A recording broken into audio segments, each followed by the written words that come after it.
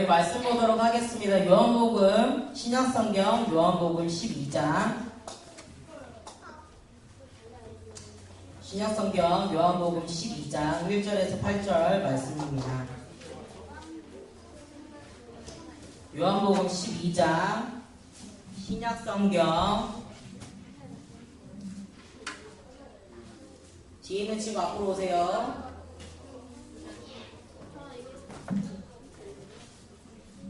요한복음 12장 신약성경 요한복음 12장 1절에서 8절 말씀입니다. 신약성경 요한복음 12장 1절에서 8절 말씀입니다. 다 같이 읽어보도록 할까요? 다 찾으셨죠?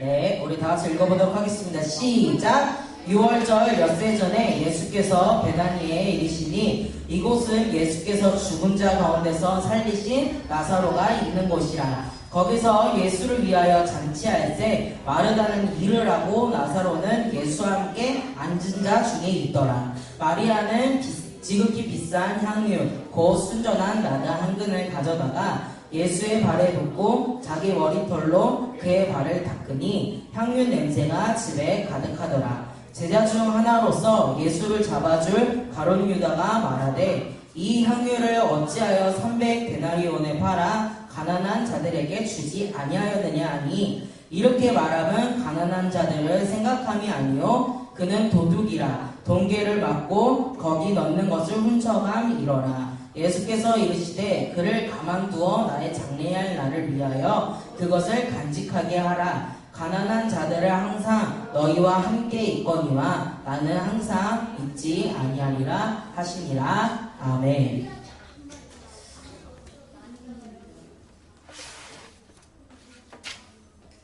(1725년에) 영국 런던에서 카톨릭교 신자인 아버지와 독실한 개신교 신자인 어머니 사이에서 존 뉴턴이라는 사람이 태어났습니다.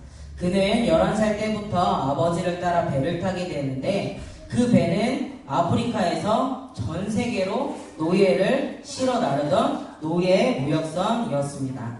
당시의 노예들은 가축 이하의 대우를 받았음을 물론 열악한 환경 속에 놓여 목적지에 도착하기도 전에 반 정도가 간염, 탈수, 영양실조 등으로 사망했다고 합니다. 당시에 존 뉴턴은 그러한 모습을 당연하게 여겼고 양심의 가책 또한 느끼지 못했습니다. 그랬던 그가 22살이 되던 해 그의 인생에 있어 가장 중요한 순간을 겪게 되는데요. 노예선의 선장이 된 그의 배가 폭풍우를 만나 좌초될 뻔한 위기에 빠지게 됩니다. 위기에 처한 그가 하나님께 기도를 드린 것이었습니다. 그 전까지는 기도는 그에게 그냥 형식적인 종교 행위였었습니다. 그러나 생사의 갈림길에서 그는 처음으로 마음에서 우러나온 기도를 드리게 되었습니다. 배는 기적적으로 폭풍우를 벗어났으며 무사히 기선할 수 있었습니다. 그는 스스로 이날을 제2의 탄생일로 지키기 시작하였고 그 후 그는 6년간 노예 무역을 계속하였지만 노예를 대하는 처우가 비약적으로 향상되었고 1755년 존 뉴턴은 선장직을 그만두고 신학교에 입학을 하게 된다고 했습니다. 그리고 곧 영국 성공회의 신부가 되었고 1772년에 이르러 그는 그의 제2의 탄생일을 기억하며 곡을 쓰게 되는데 이 곡은 노예 무역에 관여했던 그의 과거를 깊이 후회하고 그것과 상관없이 그의 죄를 사하여 준 신의 은총에 감사함을 담은 내용이었습니다.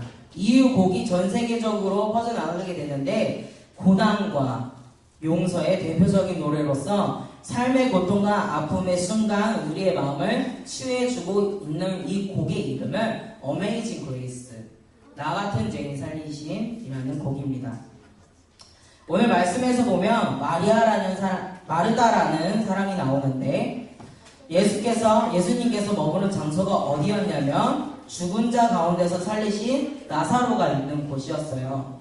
그래서 잔치를 열었습니다. 그런데 갑자기 깜짝 놀랄만한 사건이 하나 발생이 되는데 그것이 무슨 사건이었냐면 마리아라는 여인이 예수님께 다가와 엄청 비싼 향료를 가져다가 향료를 깨고 자기의 머리카락으로 예수님의 발을 닦은 사건이에요.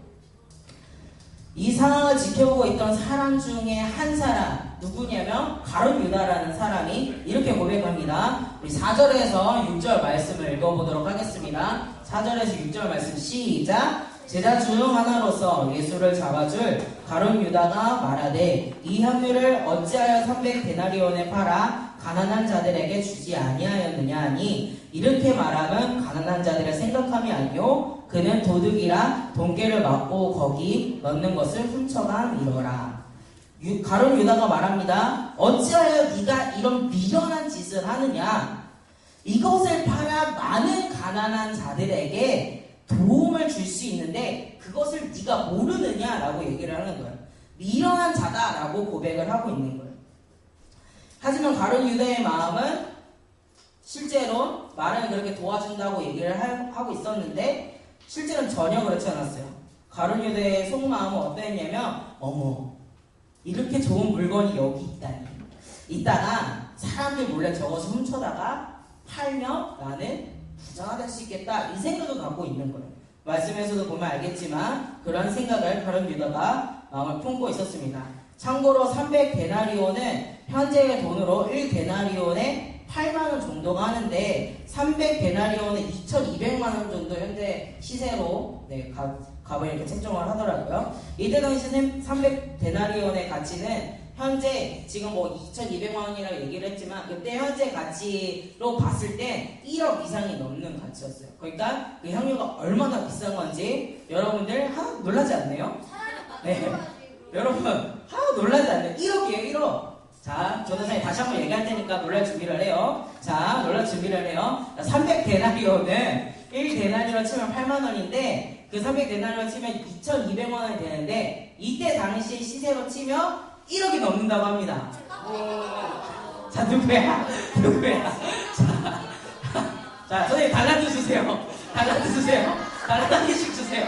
자, 네, 좋습니다. 네. 네. 1억 정도 가치를 한다고 합니다. 하지만 예수님은 가룟 유다가 그렇게 행동할 것을 이미 알고 있었어요. 그래서 예수님 말씀하시는 거예요. 우리 7절, 8절 말씀을 다 같이 읽어보도록 하겠습니다. 7절, 8절 시작. 예수께서 이르시되 그를 가만두어 나의 장래한 날을 위하여 그것을 간직하게 하라. 가난한 자들은 항상 너희와 함께 있거니와 나는 항상 있지 아니하리라 하시니라. 아멘. 예수님이 말씀하시는 거예요. 가만히 두어라. 이 여인은 지금 자기의 모든 것을 나에게 주었다라고 얘기를 하는 거예요. 나를 위해 장래를 준비하는 것이다. 이것을 간직하게 두어라 라고 말씀을 하고 계신 거예요. 가난한 자들은 너희와 항상 함께 있지만 나는 너희 곁에 있으면 안 된다라고 말씀을 하시는 거예요. 여기서 예수님이 왜 너희 곁에 있으면 안 된다라고 했냐면 예수님께서 이 땅에 많은 사람들에게 부어주신 성령님을 주시기 위함이었어요. 인간으로 오신 예수님은 모든 사람과 인간으로 했을 때 모든 사람들과 같이 할 수 없어요. 전 세계에 있는 사람들과 같이 함께 할 수 없었어요. 그런데 성령님이 우리와 함께 하실 수 있기 때문에 예수님이 이 땅에 있어 성령님이 이 땅 위에 오시지 못한다는 것을 예수님은 알고 계셨기 때문에 예수님은 너희와 항상 함께 있지 못한다라고 얘기를 하고 성령님을 위해서 부어주신 거예요. 그래서 우리는 잊지 말고 이렇게 기도해야 되는 거예요. 늘 성령으로 충만하게 해주세요. 그러면 하나님께서 성령을 우리에게 부어주시는 것을 잊지 맙시다. 늘 성령으로 충만하고 함께하면 하나님께서 늘 새 힘을 우리에게 부어주시고 늘 하나님의 은혜로 나아갈 수 있게끔 도와주신다는 거예요. 그러니까 우리가 어떻게 기도해야 돼요? 늘 성령으로 충만하게 해주세요 라고 기도를 해야 되는 것을 우리가 잊으면 안 돼요. 알겠죠? 아멘? 좋습니다. 마리아는 가룟 유다와는 다른 것이 있었어요. 다른 것. 바로 마음의 가치가 다른 것이었어요. 가룟 유다의 가치는 돈과 자기 자신에게 있었고 마리아의 가치는 어디 있었냐면 이 땅 위에 소망이 있는 것이 아니라 하늘 위에 소망을 두었기 때문입니다. 돈의 가치를 둔 유다는 향유를 깨는 것을 굉장히 안타까워하고 아이고 막 이거 어떻게 해야 돼 이 귀한 거라고 얘기를 했지만 마리아는 어떻게 했냐면 하늘의 가치, 하늘의 소망을 두었기 때문에 이 향유 하나 깨는 건 아깝지가 않은 거예요. 왜? 우리의 왕이신 예수님이 내 앞에 있기 때문에. 예수님이 내 앞에 있기 때문에 그것을 비싸다고 생각을 하지 않고 이것이 아깝다고 생각하지 않았습니다. 물질보다 중요한 것이 있다면 예수님이라는 것을 마리아는 기억을 했을 거예요. 마리아의 마음속에는 그 어떤 것보다 예수님보다 높을 수 없다라는 생각을 가지고 있었던 것 같습니다. 자기 자신을 하나님께 맡겨드리는 삶을 살겠다 다짐하는 것일 수도 있습니다. 여러분, 우리의 마음의 중심은 어디에 있는지 돌아보도록 하겠습니다. 우리가 하나님을 믿는다고 이야기하지만 물질을 포기 못하는 사람들이 굉장히 많고요. 또한 자기 자신을 버리지 못하는 사람들이 너무나도 많습니다. 자기 자신을 너무 사랑해서. 또한 세상의 유혹을 이기지 못하는 사람들이 너무나도 많습니다. 왜 무너질까요? 왜 무너질까요? 하나님의 중심이 되면, 하나님이 내 삶의 주인이 되면 이런 것들은 아무것도 아님을 고백해야 하는데 왜 우리는 이 상황 앞에 무너지게 될까요? 하나님이 보시기에 돈도 명예도 지식도 아무것도 아님을 기억을 해야 하는데, 그렇다고 공부하지 말라는 말은 아니에요. 공부해야 돼요. 네. 여기서 중요한 것은 마음의 가치를 이야기를 하는 거예요. 마리아는 그 비싼 향유를 예수님께 드린 이유는 무엇이었을까요? 마리아는 아마 알았을 거예요. 어떻게 알았냐면 이것보다, 물질보다, 자기 자신보다, 이 세상의 모든 어떤 것보다 예수님보다 더한 것은 없다. 우리 하나님보다 더한 것은 없다라고 마리아는 이미 그것을 알고 고백을 하면서 예수님의 발을 닦아줬을 겁니다. 우리의 삶이 이러해야 해요. 페이스북에 보니까, 저는 페이스북을 조금 하는데 페이스북을 보니까 기독교 단체들 중에 많은 사람들이 있어요. 그 중에 혹시 여러분들 아시는 사람들이 있을지 모르겠는데 예수 믿는 청년이라는 글을 아세요? 모르시죠? 잠깐 소개해드릴게요. 페이스북에 영상을 보니까 지하철에 노숙자들이 굉장히 많아요. 굉장히 많은데 그 노숙자들을 도와주고 최대한 그 무너진 삶을 다시 살 수 있게끔 도와주는 분이 딱 한 분 있는데, 이 사람 청년인데 머리가 여기서부터 여기까지 없어요. 머리가 여기가. 그러니까 대머리야. 대머리. 여기만 있어, 머리카락이 이렇게. 그랬더니 이제 자기가 너무 고민이 되는 거예요. 이 청년이 내 머리카락 이렇게 빠져가지고 내가 자신감이 없다. 내가 자신감이 없어. 어떡하지? 이제 머리를 심을까? 라고 고민을 했는데 노숙자들에게 다가가가지고 사역을 하는데 노숙자가 딱 이렇게 얘기를 하는 거예요. 어르신이 아이고 자네는 머리도 없는데 이런 사역을 하고 있다니 정말 하나님의 은혜구만 했을 때 자기가 느낀 거예요. 이 머리 없는 거라도 남들에게 기쁨을 줄 수 있고 남들은 하나님의 은혜라고 고백을 할 수 있구나 하면서 머리를 심었는데 머리를 안 심고 그대로 두고 계세요. 그래가지고 청년이에요. 젊어요. 젊은데 머리가 여기서부터 여기까지 없어요. 양옆에만 이렇게 있어. 이렇게. 뭔지 알겠죠? 나이든 40대, 50대 할아버지 이렇게 해가지고 여기 이렇게 있는 거예요. 젊은데. 그래가지고 그 청년이 딱 이렇게 고백을 하는 거예요. 그렇게 하나님에게로 인도할 수만 있다면 자기 자신은 아무것도 아니다라는 고백을 하는 거예요. 내 것은 하나님 것이니까 나는 괜찮다. 남들이 하나님을 볼 수 있고 하나님의 은혜를 경험할 수 있다면, 나를 통해서 그 은혜를 경험해서 하나님을 볼 수 있다면 나는 어떤 것이 돼도 상관이 없다라고 고백을 하는 거예요. 그래서 마지막에 이렇게 도와주면서 딱 한 가지 명함을 주는데 거기에는 어떻게 적혀있냐면 이름이 적혀있는 게 아니라 딱 한 문장에 새겨져 있어요. 예수 믿는 청년입니다. 뒷장에 넘겨보면 예수 믿는 사람입니다.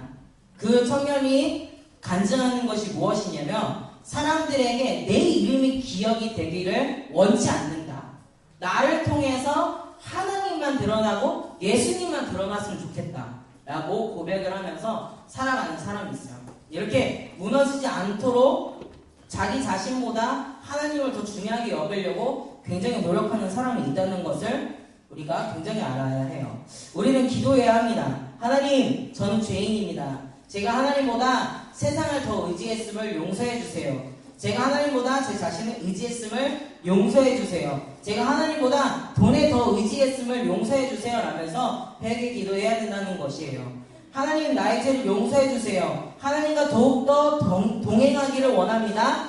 내 마음의 중심이 되기를 원합니다. 하나님, 나의 죄를 용서해 주세요. 라면서 날마다 일주일에 한 번만 하는 게 아니라 날마다 끊임없이 고백해야 되는 거예요. 하나님, 나는 죄인입니다. 이 고백. 네. 왜냐하면 예수님은 높은 왕이 아니라 겸손의 왕이기 때문이에요. 전도사님이 이렇게 설교를 이제 막판에 준비를 하면서 이 얘기를 하는데 내가 은혜가 돼가지고 야, 너무 내가 말 잘하는 것 같다라고 했는데 여러분들 반응이 전혀 없어요. 여러분 반응 전혀. 나는 되게 기대를 해가지고 야, 이거 진짜 내가 했던 말이 잘한 것 같아 라고 생각을 했는데 여러분들은 그래, 이거 무슨 얘기하냐, 그래, 니는 얘기해라, 나 들을게, 이런 표정을 갖고 있네요. 네, 저는 굉장히 마음에 굉장히 좋았는데, 네, 다시 한번 얘기를 해줄게요. 놀랄 준비를 하는 거예요. 예수님은 하지 말자. 왠지 내가 그걸 하는 것 같다. 아니야, 그래도 해볼까요? 자, 다시 한번. 자, 놀랄 준비하는 거야. 예수님은 높은 왕이 아니라 겸손의 왕이기 때문입니다. 네, 달란트 다 주세요. 달란트 다 주세요. 네. 마음으로는 달란트 막 1000개 주고 싶네요. 네. 좋습니다. 네, 이런 반응 좋아요. 네. 예수님, 나 이렇게 잘했는데요? 나 이렇게 잘했으니까 빨리 상 주세요. 이만큼 노력했으니까 빨리 주세요. 라면서 교만한 사람 쓰는 것이 아니라 예수님, 저는 죄인입니다. 저의 죄를 용서해 주세요. 라면서 고백하는 사람을 찾는 거예요. 전도사님과 여러분이 하나님과 동행하는 사람이 되었으면 좋겠습니다. 아멘. 지금은 사순절 기간이에요. 우리가 더욱더 말씀에 집중하고 기도하는 소년부 친구들과 제가 되었으면 좋겠습니다. 자, 마지막으로 반복해주는 건데, 하나님이 찾는 사람은 어떤 사람? 교만한 사람?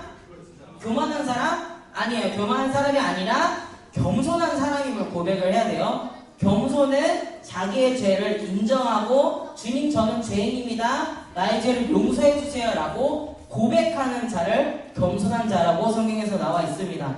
잊지 맙시다. 아멘? 우리가 어떻게 나아가야 된다고요? 교만한 자로? 아니요. 겸손한 자로 나아가야 돼요. 아멘? 달란트 꼭 주세요. 달란트 꼭 주세요. 자, 겸손한 자로 나아가야 되는데, 겸손한 자는 어떠한 삶을 살아야 된다고요? 날마다 끊임없이 나는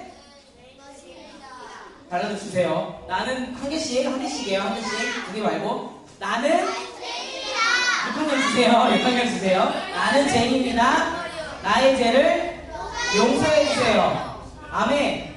이거를 끊임없이 우리는 고백을 해야 합니다. 아멘. 네, 그렇게 겸손으로 살아갈 때에 하나님께서 우리와 동행하시고 하나님이 우리가 기뻐하는 삶을 살 수 있도록 하나님께서 보호해 주시고 또 인도해 주실 거예요. 아멘. 기도하겠습니다.